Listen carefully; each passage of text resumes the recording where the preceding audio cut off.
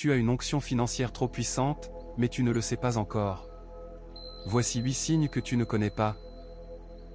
Ces paroles que tu vas entendre maintenant ne viennent pas du hasard. Elles portent un feu spirituel que peu osent vraiment accueillir. Parce que dans notre vie, quand les finances semblent bloquées et quand les portes paraissent fermées, notre premier réflexe humain, c'est de douter. Douter de la bénédiction, douter de la promesse, et douter même de l'onction que Dieu a placée sur nous. Mais le Saint-Esprit ne travaille jamais dans le doute. Il attend que tu t'arrêtes, que tu t'inclines et que tu reconnaisses la puissance déjà déposée en toi, pour qu'il commence à la manifester dans le visible. Ce message que tu t'apprêtes à entendre est une révélation. Une révélation spirituelle qui peut transformer ta manière de voir tes finances, ta prospérité et ton héritage divin. Tu es peut-être là, fatigué des restrictions, blessé par les manques ou simplement en attente d'un débordement. Mais laisse-moi te le dire aujourd'hui, ce n'est pas un hasard si tu écoutes cela. Le Saint-Esprit veut te révéler l'onction financière trop puissante qu'il a placée sur ta vie. Si ce message résonne déjà en toi, abonne-toi à cette chaîne Lumière Éternelle et aime cette vidéo, non pas pour nous, mais pour que cette parole touche d'autres cœurs aussi en attente. Et reste jusqu'à la fin, car je vais te partager 8 signes profonds, 8 révélations cachées et une prière finale que tu n'oublieras jamais. Écris maintenant en commentaire cette phrase de foi. Je reçois l'onction financière que Dieu a placée sur ma vie. Depuis les origines, le Saint-Esprit n'a jamais agi dans la pauvreté spirituelle. Il est la source d'abondance au milieu de la disette, et le vent de prospérité qui passe quand tout semble stagner. Dès la Genèse, l'Esprit de Dieu planait au-dessus des eaux du chaos avant que l'abondance ne soit créée. Cela veut dire que même quand tes finances semblent désordonnées autour de toi et même quand tu ne comprends plus rien à tes ressources, le Saint-Esprit est déjà là, prêt à mettre de l'ordre et à créer une multiplication nouvelle. Abraham lui-même, père de la foi, a été conduit par l'Esprit dans une terre promise où la prospérité l'attendait, comme il est écrit dans Genèse chapitre 12, verset 2. Je te rendrai bénédiction, je bénirai ceux qui te béniront et je te ferai devenir une grande nation.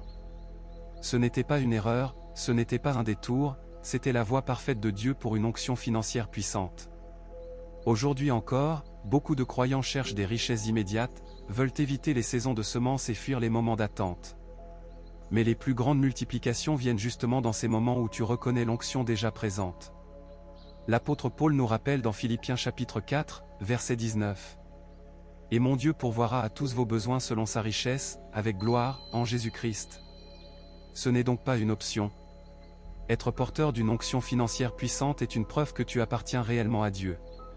Le danger, c'est que dans notre époque, nous avons appris à faire confiance à nos efforts, à notre logique et à notre contrôle financier.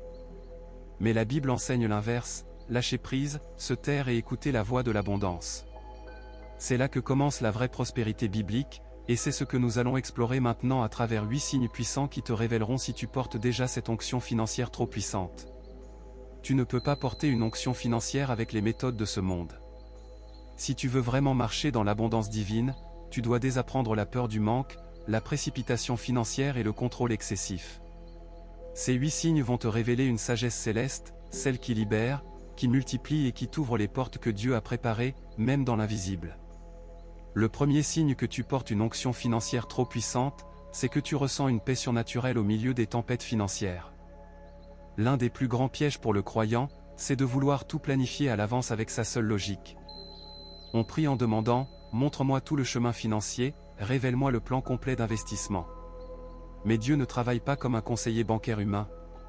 Il agit comme un guide dans l'opportunité divine. Il te donne juste assez d'idées pour le prochain pas, mais jamais assez pour tout contrôler seul.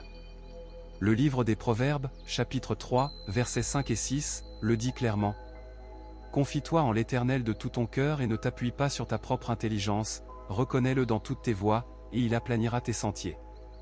Pas un plan complet, pas une stratégie détaillée, mais une idée divine, une simple intuition qui éclaire le prochain pas. Rien de plus.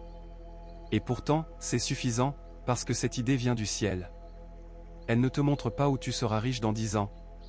Elle ne te garantit pas que tout sera facile demain. Elle t'assure seulement que ta prospérité ne sera pas seule aujourd'hui. Si tu veux suivre le Saint-Esprit en finance, tu dois accepter de marcher avec cette lumière limitée mais fidèle. Car c'est dans ce pas obéissant à l'idée divine que la prochaine ouverture s'allumera, et ainsi de suite. C'est le chemin des ouins financièrement. Ce n'est pas toujours logique, mais c'est spirituel.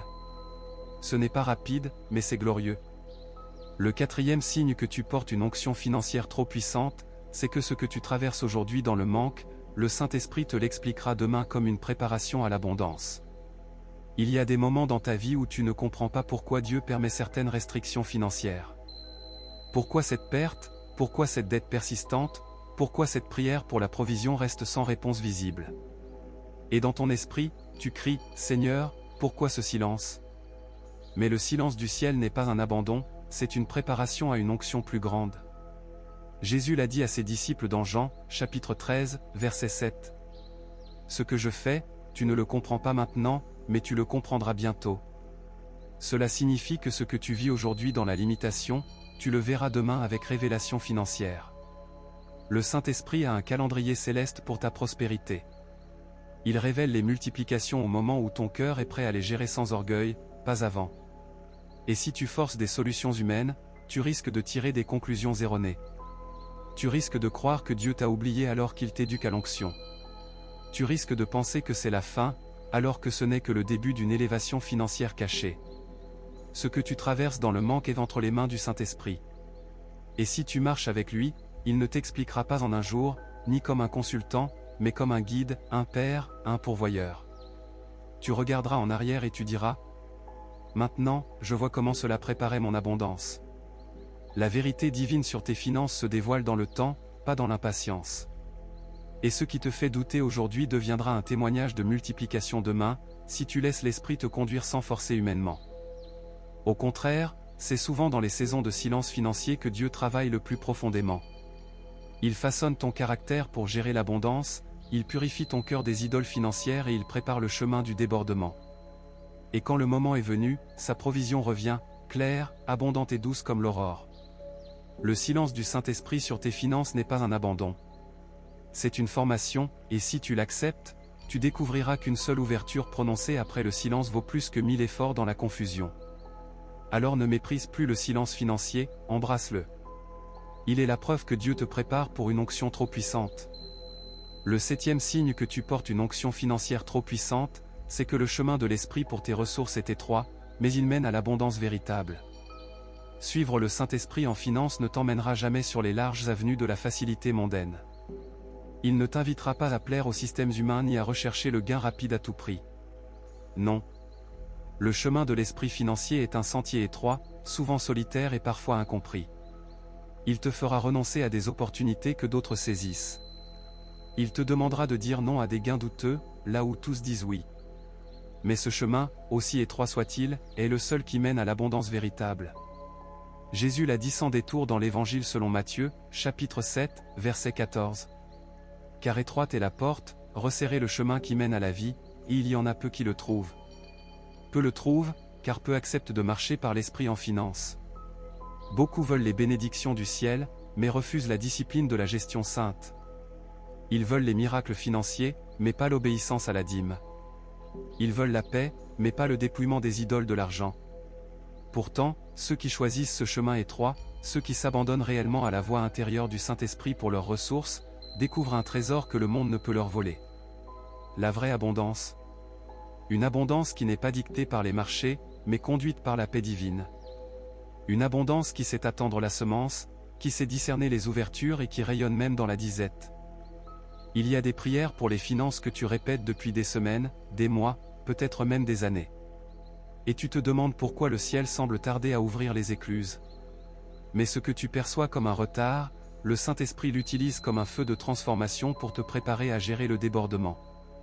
Car avant de te donner ce que tu désires en abondance, il s'occupe de qui tu es, afin que la richesse ne te détruise pas.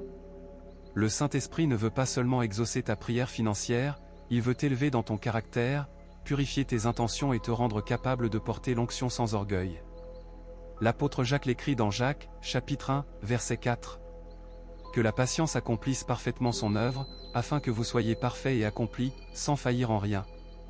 Tu vois, il y a un ordre céleste pour la prospérité. L'attente te rend patient, la patience te rend mature et la maturité ouvre la porte de l'abondance réelle. Mais ce processus prend du temps, et le Saint-Esprit travaille lentement quand il veut construire profondément une onction durable. Si Dieu te répondait toujours immédiatement en finance, tu deviendrais capricieux avec l'argent. Mais en attendant, tu apprends à dépendre de lui seul. En priant sans voir le gain, tu apprends à faire confiance à sa provision. Et quand l'abondance arrive, ton cœur est prêt. Tu ne l'idolâtres pas. Tu ne t'y accroches pas comme à une idole. Tu bénis simplement celui qui t'a guidé jusque-là. Retiens ceci. Ce que Dieu tarde à te donner en finance, il l'utilise pour t'enseigner ce que tu n'aurais jamais appris autrement dans une richesse rapide. Alors ne méprise pas le temps d'attente. Ne force pas l'agenda du ciel pour tes ressources. Laisse le Saint-Esprit former ton caractère. Car c'est ce caractère transformé qui pourra accueillir la vraie onction financière sans la détruire. Quatrième révélation. Dieu ne t'explique pas tout sur tes finances parce qu'il veut que tu lui fasses confiance aveuglément. Tu veux comprendre? Tu veux que Dieu te montre le pourquoi du manque, le comment de la multiplication et le quand de l'ouverture. Tu veux des détails, des certitudes et des assurances financières.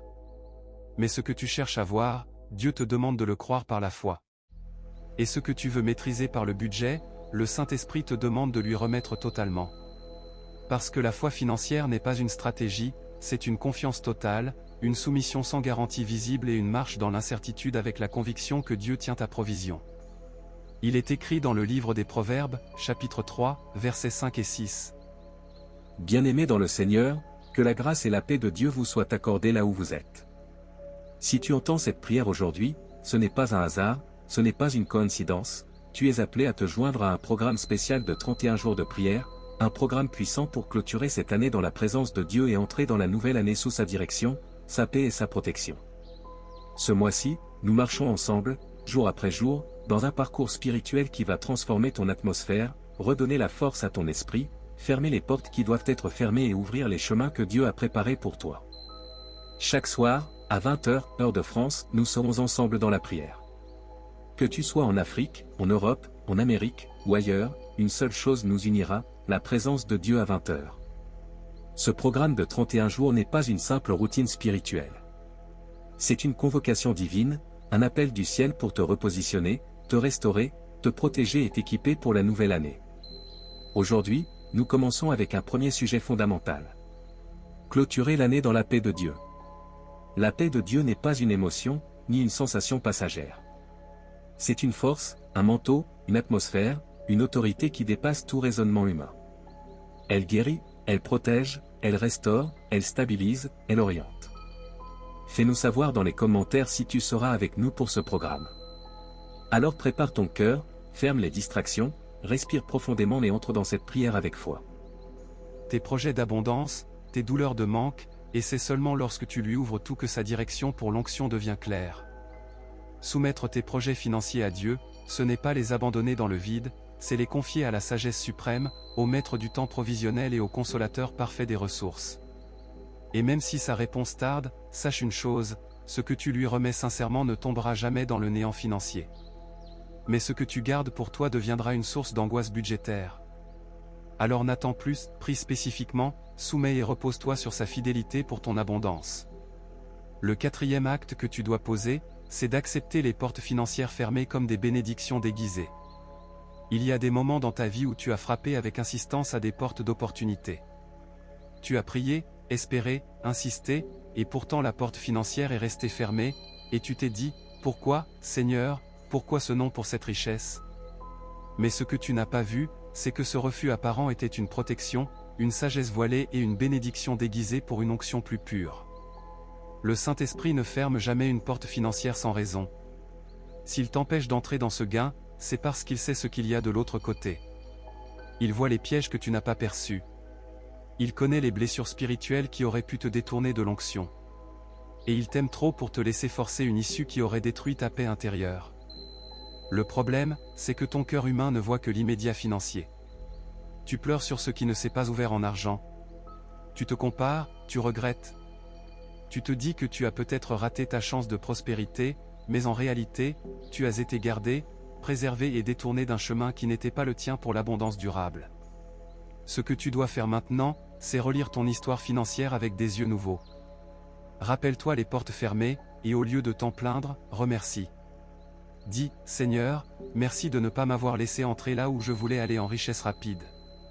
Merci d'avoir fermé cette porte, même si je ne comprenais pas. car tant que tu pleures sur ce que Dieu a empêché financièrement, tu ne vois pas ce qu'il te prépare en multiplication. Le Saint-Esprit veut t'enseigner à faire confiance, même au blocage financier. Car parfois, le plus grand miracle, ce n'est pas une porte ouverte rapide, mais une porte fermée au bon moment pour une onction plus puissante. Et si tu acceptes cela dans ton cœur, tu avanceras avec paix, même sans explication immédiate sur l'argent. Le 5e acte que tu dois poser, c'est de pardonner à ceux que tu tenais pour responsables de tes retards financiers.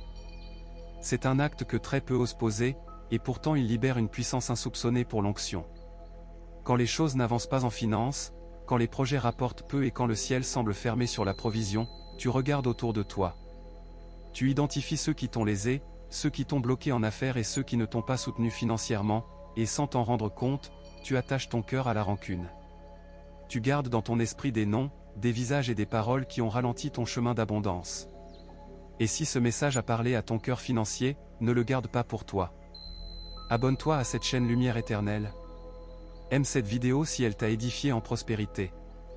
Et surtout, partage-la à quelqu'un qui est peut-être au bord de l'épuisement financier et spirituel. Ce que tu viens de recevoir peut sauver une âme du découragement dans le manque. Et toi, en laissant cette lumière se répandre, tu entres dans l'œuvre du Saint-Esprit pour la multiplication. Maintenant, unissons-nous dans la prière. Toi qui écoutes, ferme les yeux, ouvre ton cœur financier et laisse ces mots te porter. Saint-Esprit de Dieu, toi qui sondes les cœurs et qui connais les détours de nos pensées sur l'argent, nous venons à toi aujourd'hui sans masque, sans défense et sans stratégie humaine. Nous venons fatigués de douter, épuisés de tout contrôler en finance. Nous venons parce que nous avons compris que sans toi, nous ne savons pas marcher dans l'abondance. Alors nous nous arrêtons. Nous déposons nos projets financiers, nos questions de provision et nos urgences de gain, et nous disons: active en nous l'onction financière, même là où nous ne voyons rien, même là où nous ne comprenons plus, même si c'est lent, même si c'est inconfortable. Active-nous, Saint-Esprit, là où notre foi deviendra réelle en multiplication, là où notre obéissance sera profonde en générosité et là où notre cœur sera renouvelé en prospérité. Nous renonçons à douter. Nous renonçons à retenir par peur. Nous renonçons à faire selon notre volonté financière. Nous voulons ta voix, ta lumière et ta paix sur nos ressources. Remplis maintenant celui qui écoute cette prière. Qu'une onction financière nouvelle descende sur lui. Qu'un silence intérieur s'installe, habité par ta présence provisionnelle. Et que chaque jour à venir soit une marche avec toi dans l'abondance, un pas après l'autre, sans peur du manque, sans confusion budgétaire, dans la confiance et dans la lumière divine. Nous croyons que tu es fidèle, et que ce que tu as commencé en nous aujourd'hui pour nos finances, tu le mèneras jusqu'au débordement. Amen.